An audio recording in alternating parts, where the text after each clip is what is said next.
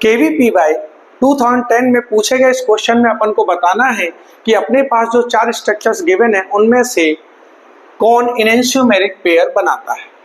ठीक, तो अपने पास ये 4 स्ट्रक्चर गिवन है, आप देख रहे हैं। अपन को बताना है कि फर्स्ट या सेकंड या फर्स्ट या फोर्थ या सेकंड या थर्ड या सेकंड या फोर्थ में से कौन सा इनेंशियोमेरिक पेयर बनाएगा। तो अपन इस स्ट्रक्चर को सबसे पहले देखते हैं, अपन कॉन्फ़िगरेशन को फाइंड आउट कर लेते हैं कि भाई कॉन्फ़िगरेशन क्या होगा, है ना। तो देखिए अपन कॉन्फ़िगरेशन निकालते हैं, इसका समझिएगा कॉन्फ़िगरेशन। देखिए अपन सबसे पहले प्रायोरिटी देते हैं। प्रायोरिटी तो डेफिनेटली इसको 1 मिलेगी प्रायोरिटी, क्योंकि ऑक्सीजन एटम है, यहाँ पर कार्बन कार्बन है, लेकिन यहाँ पर CH2 CH2 CH3 है और यहाँ पर CH3 है। ये वाला कार्बन अपन बोल सकते हैं हाइड्रोजन हाइड्रोजन और हाइड्रोजन से जुड़ा हुआ है, जबकि ये वाला कार्बन कार्बन और हाइड्रोजन से जुड़ा हुआ है। तो ये कार्बन 3 हाइड्रोजन से जुड़ा है, ये कार्बन एक कार्बन 2 हाइड्रोजन से डायरेक्टली लिंक्ड है। तो डेफिनेटली अपन इसको ज्यादा प्रायोरिटी देंगे, तो इसको नंबर मिलेगा इस वाले को 2 और इसको मिलेगा 3 और इसको मिलेगा 4। ठीक, अपन को पता है जब कभी लीस्ट प्रायोरिटी ग्रुप डैश पर होता है तो कॉन्फ़िगरेशन अपन को जो भी मिलेगा वही करेक्ट होगा। और कॉन्फ़िगरेशन को फाइंड आउट करने के लिए अपन को 1 से, अपन को बोल सकते हैं 1 से 3 की ओर जाना है 2 से होते हुए।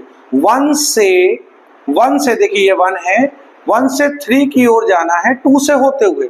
और ऐसा अपन कर रहे हैं तो ये क्लॉकवाइज डायरेक्शन आ रहा है, और क्लॉकवाइज आ रहा है इसका मतलब है R है, और R अपन मानेंगे भी क्योंकि लीस्ट प्रायोरिटी ग्रुप जो है वो डैश पर है। तो ये इसका कॉन्फ़िगरेशन हो गया R। ठीक, अब यहां पर देखिए अगर अपन इसका कॉन्फ़िगरेशन फाइंड आउट करें इसका, तो देखिए अपन इसका कॉन्फ़िगरेशन अगर फाइंड आउट करते हैं तो देखिए ये हो गया नंबर 1। ठीक, इसी तरह ये नंबर 2 हो जाएगा, यहाँ पर अपन ऑलरेडी इस चीज को एक्सप्लेन कर चुके हैं। और ये हो जाएगा नंबर 4 और ये हो जाएगा नंबर 3। अच्छा, अब अपन को 1 से 3 की ओर जाना है, 1 से 3 की ओर। ये गए अपन 1 से 3 की ओर, और ये क्लॉकवाइज डायरेक्शन आ रहा है ना, क्लॉकवाइज डायरेक्शन आ रहा है। क्लॉकवाइज डायरेक्शन आ रहा है तो होना चाहिए R, लेकिन यहाँ पर लीस्ट प्रायोरिटी ग्रुप जो है वो किस पर है, वेज पर है। किस पर है, वेज पर है। तो जब लीस्ट प्रायोरिटी ग्रुप वेज पर होता है तो जो कॉन्फ़िगरेशन मिल रहा है उसका हमको रिवर्स करना है, तब हमको सही आंसर मिलता है। तो ये आ रहा है क्लॉकवाइज डायरेक्शन। क्लॉकवाइज में होना चाहिए कॉन्फ़िगरेशन R, लेकिन होगा कौन सा, S।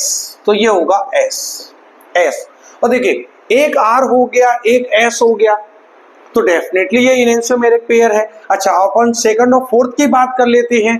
तो सेकंड और फोर्थ में अगर अपन बात करें तो इस वाले कार्बन से 2 सेम हाइड्रोजन, मतलब अपन बोल सकते हैं सेम एटम हाइड्रोजन जुड़े हुए हैं, तो मतलब ये कायरल कार्बन ही नहीं है।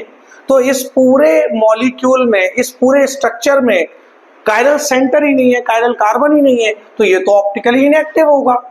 ये तो ऑप्टिकली इनएक्टिव होगा, ऑप्टिकली इनएक्टिव होगा। और अपन को पता है कि इनेंशियोमर्स जो होते हैं वो ऑप्टिकली एक्टिव होते हैं, है ना। अगर अपन इसकी बात करें तो देखिए यहाँ पर भी इस वाले कार्बन से ये दोनों हाइड्रोजन जुड़े हुए, और अगर सेम एटम या ग्रुप्स आ जाते हैं तो उस कार्बन को अपन कायरल कार्बन नहीं मानते हैं। तो ये कायरल कार्बन ही नहीं है, तो ये भी ऑप्टिकली इनएक्टिव होगा, ये भी ऑप्टिकली इनएक्टिव होगा।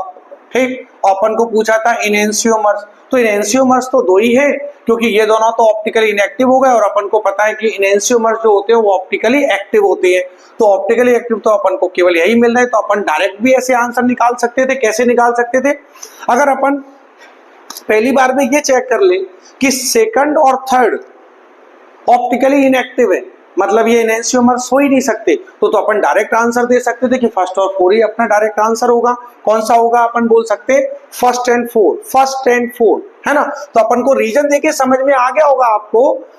उसमें अपन से पूछा था कि इन चारों स्ट्रक्चर में कौन से इनेंशियोमेरिक पेयर है, और सेकंड और थर्ड तो ऑप्टिकली इनएक्टिव हो गए क्योंकि कायरल कार्बन एब्सेंट है। तो सीधे सीधे अपना आंसर आ रहा है। अगर अपन इनका फाइंड आउट नहीं करते कॉन्फ़िगरेशन, तो भी अपन डायरेक्ट आंसर दे सकते थे फर्स्ट एंड फोर्थ, है ना। लेकिन अपन ने देखा कि हाँ ऑप्टिकली फर्स्ट और फोर्थ ऑप्टिकली एक्टिव है और इनेंशियोमर्स है, क्योंकि एक का कॉन्फ़िगरेशन R है तो दूसरे का S है, इन्हीं को अपन क्या बोलते हैं, इनेंशियोमर। तो उम्मीद करता हूं आपको क्वेश्चन अच्छे से, इस क्वेश्चन का सलूशन अच्छे से समझ में आ गया होगा। Thank you.